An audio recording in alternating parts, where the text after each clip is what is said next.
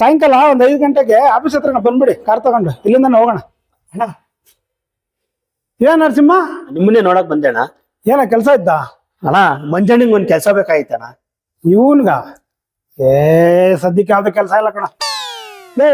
ಹೋಗೋಗ ಅವ್ನಿಗೊಂದು ಯಾಕೋ ಭಿಕ್ಷೆ ಬಿಡ್ತೇಲೆ ಬಿಟ್ಟಾಕ. ಅವನಿಗೆ ಕೆಲ್ಸ ಬೇಕಾಗಿಲ್ಲ, ನೀನ್ ಯಾಕೆ ಅವನ್ ಬಗ್ಗೆ ಅಷ್ಟೊಂದು ತಲೆ ಕೆಡ್ಸ್ಕತಿಯಾ? ಅಣ್ಣ ನನ್ನ ಹತ್ರ ದುಡ್ಡು ಇಸ್ಕೊಂಡ್ಬಿಟ್ಟಿದ್ದಾನ ಅಣ್ಣ. ದುಡ್ಡು ಕೇಳಿದ್ರೆ ಕೆಲ್ಸ ಕೊಡ್ಸು, ಆಮೇಲೆ ಸಂಬಳ ಬಂದ ತಕ್ಷಣ ನಿನ್ ದುಡ್ಡು ಕೊಡ್ತೀನಿ ಅಂತ ಅವನೇ ಸರ್. ಎಲ್ಲ ಬಡ್ಡಿ ಮಗನೇ, ಇವನ್ ದುಡ್ಡು ವಸೂಲಿ ಮಾಡಕ್ಕೆ ನನ್ ತಂದು ಹಿಟ್ಲರ್ ಗೋಪಾಲ್ನ ಹತ್ರ ತಗ್ಲಾಗ್ತವನ. ಮೊದ್ಲೇ ಇವನ್ ನನ್ ಕಂಡ್ರೆ ಆಗಲ್ಲ, ಇವನ ಹತ್ರ ಕೆಲಸ ಮಾಡಿದ್ರೆ ಅಷ್ಟೇ ನನ್ ಗತಿ. ಏನ್ ಮಾಡೋದು?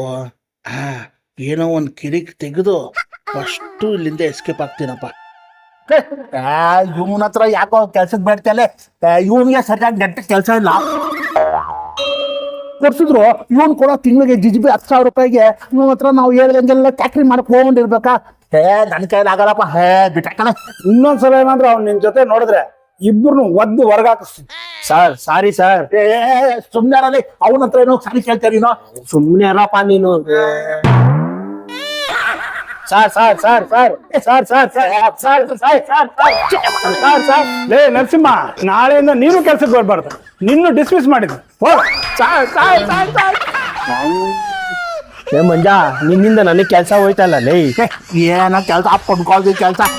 ದೇವಸ್ಥಾನ ಮುಂದೆ ಒಂದು ತೆಂಗಿನಕಾಯಿ ಬಾಳೆ ಮಾಡೋದು, ಇದಕ್ಕಿಂತ ಜಾಸ್ತಿ ಸಂಪಾದನೆ ಮಾಡ್ಬೋದು. ಬಾರ, ನಾನು ನಿನ್ ಕೈಗೆ ಕೊಡ್ತೀನಿ.